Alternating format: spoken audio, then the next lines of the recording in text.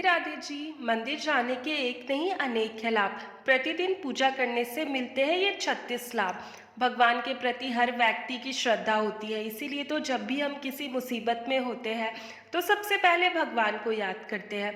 हर हिंदू परिवार में प्रतिदिन देवी देवताओं की पूजा की जाती है, लेकिन घर पर पूजा पाठ के साथ ही मंदिर भी जाना चाहिए।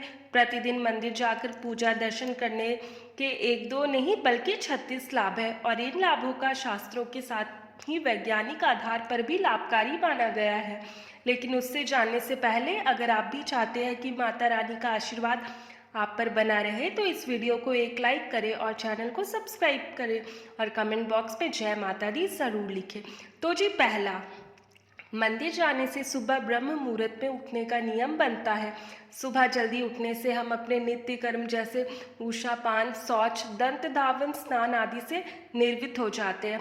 दूसरा, अपने घर के निकटतम मंदिर तक पैदल चलकर जाने से हमारा भ्रमण व्यायाम होता है, प्राण वायु मिलती है और उगते हुए सूर्य की दिव्य ललिमा का अवलोकन होता है। तीसरा, मंदिर की घंटी को 7 सेकंड की बजाने से और इसकी टंकार पर ध्यान केंद्रित होने से हमारा मन सभी संसारिक विषयताओं से हटकर प्रभु के चरणों में अर्पित हो जाता है। चौथा, मंदिर में भगवान को अर्पित सुगंधित फूलों की खुशबू से स्वस्थ लाभ मिलता है तथा उत्साहवर्धन होता है। पांचवा, मंदिर में अर्पित भिन्न भिन्न फूलों के विविध रंगों से हमारे को सुकून मिलता है। छठा, मंदिर में कपूर, अगरबत्ती और धूप की दिव्य सुगंध से हमारी प्रतिरोधक क्षमता बढ़ती है और नकारात्मकता समाप्त होती है। सातवां, मंदिर में हम अपने जीवन के उद्देश्यों को दोहराते हैं और ईश्वर से सफलता का आशीर्वाद मांगते हैं। आठवां, सुबह उठते ही हम उस दिन की कार्य सूची लिखते हैं और उसे मंदिर लेकर जाते हैं। वहाँ उन सभी कार्यों को पूरा करने के लिए कठोर परिश्रम का संकल्प भी लेते हैं। 9, जब हम मंदिर में आरती और कीर्तन के दौरान ताली बजाते हैं तो हमें इस एक्यूप्रेशर से स्वस्थ लाभ मिलता है।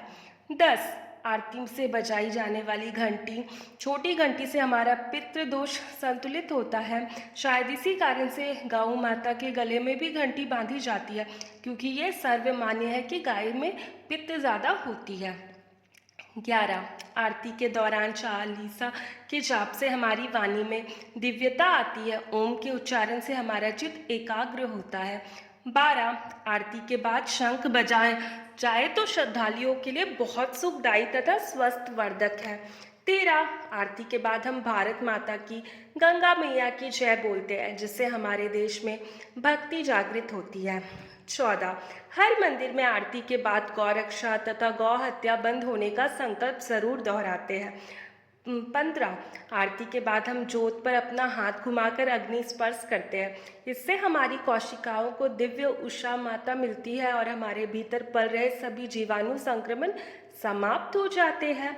16, जोत पर हाथ फेरने के उपरांत अपनी उष्म हथेलियों को आँख से लगाते हैं। इसकी गर्माहट आँखों के पीछे की सूक्ष्म रक्त वाहिकाओं को खोल देती है और उनमें ज़्यादा रक्त प्रवाहित होने लगता है। हमारी आँखों की ज्योति में वृद्धि होती है। 17, ज्योत हर हथेली रखना हमारे द्वारा हुई सभी भूल चूक के प्रायश्चित का भी प्रतीक है। 18, आरती के बाद हम दंडवत होकर माता धरती पर लगाते हैं। इससे हमारा अहंकार खत्म होकर धरती में समाहित हो जाता है। 19, मंदिर में भगवान के दर्शन के बाद हमें तुलसी, चरणामृत और प्रसाद मिलता है। चरणामृत एक दिव्य पेय प्रसाद है जिसे गाय के दूध, दही, शहद, मिश्री, गंगाजल और तुलसी से बनाकर विशेष धातु के बर्तन में रखा जाता है। आयुर्वेद के मुताबिक यह चरणामृत हमारे शरीर के तीनों दोषों को संतुलित रखता है। 20, चरणामृत के साथ दी गई तुलसी हम बिना चबाए निगल लेते हैं। इससे हमारे सभी रोग ठीक हो जाते हैं। 21, मंदिर में पूजा अर्चना के बाद जब हम भगवान की मूर्ति की परिक्रमा करते हैं, इससे पूरे ब्रह्मांड की दैवीय ऊर्जा गर्भ स्थान के शिखर पर विद्यमान धातु के कलश से प्रवाहित होकर ईश्वर की मूर्ति के नीचे दबाई गई धातु पिंड तक जाती है और धरती में समा जाती है। 22, गर्भ स्थान के परिक्रमा के दौरान हमें इस ब्रह्मांड ऊर्जा से लाभ मिलता है। 23, मंदिर की भूमि को सकारात्मक ऊर्जा का वाहक माना जाता है। यह ऊर्जा भक्तों में पैर के जरिए ही प्रवेश कर सकती है, इसलिए हम मंदिर के अंदर नंगे पांव जाते हैं। 24, मंदिर से बाहर आते हुए फिर से घंटी बजाकर हम सांसारिक जिम्मेदारियों में वापस आ जाते हैं। 25 मंदिर में सूर्य को जल अर्पित करने से हम उसकी अलौकिक किरणों से लाभान्वित होते हैं। 26 पीपल, बड़, बरगद को जल अर्पण करने से हमें वहाँ फैली खास तरह की ऑक्सीजन मिलती है। ये सभी एक दिव्य वृक्ष है जो बहुत अधिक मात्रा में प्राणवायु को चारों ओर विसर्जित करते हैं। इसके पत्ते इतने संवेदनशील होते हैं कि वे रात्रि में भी चंद्रमा की किरणों से ऑक्सीजन पैदा करते हैं। 27 मंदिर में हम तुलसी के पौधे और केले के पेड़ को भी जल देकर तृप्त होते हैं। 28 मंदिर में बाहर आकर हम वहाँ मौजूद जरूरतमंदों को दान पुण्य करते हैं, जिससे हमारे मन में शांति आती है। 29 मंदिर के माध्यम से हम अपनी कमाई का दशम सामाजिक कार्यों में लगाते हैं और समाज में समरसता सौंदर्य आता है। 30 आजकल शहर में घरों में गौ माता रखने का प्रावधान नहीं है, लेकिन हम मंदिर जाकर गौ को ग्रास देकर अपने संस्कारों को जारी रख सकते हैं। 31 प्रतिदिन मंदिर जाने से हमारे नए नए और धार्मिक लोगों से परिचय होता है। 32 मंदिर जाने से हमारी सामाजिक प्रतिष्ठा भी बढ़ती है। 33 मंदिर जाने से वहाँ के पुरोहित से आशीर्वाद मिलता है और हमें पंचांग आदि जैसी कई जरूरी सांस्कृतिक जानकारी मिलती है। 34 पंचांग के श्रावण या पाठन से हमें अपनी धार्मिक जिम्मेदारियों का पालन करने में मदद मिलती है और हमारा कल्याण होता है।